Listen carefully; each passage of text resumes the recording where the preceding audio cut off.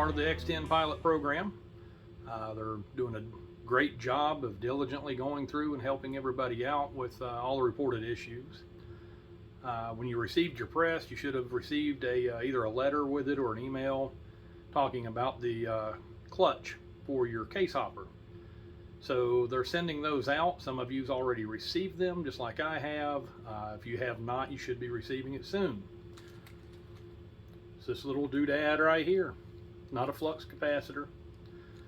Very easy to put in.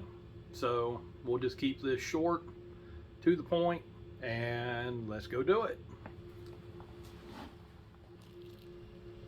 All right, just unplug your hopper. Remove your hopper from the stand.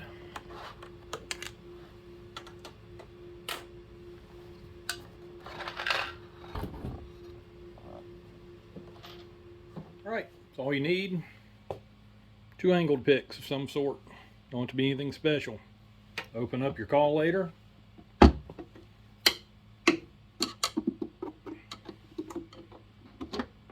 Pull your plate. Remove your plate. Very simple. There's your clutch. Literally slides right off. Very easy to do. You will notice that it's got a flat spot.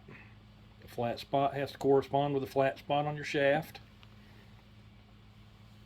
Your new clutch. And oh my gosh, I got them mixed up. Now I don't know which one. The old one has a 6-point star on it. The new one has 3. Very easy to tell the difference. So I know that my shaft has the flat spot right here about 5 o'clock. Flat spot about 5 o'clock. Push it down.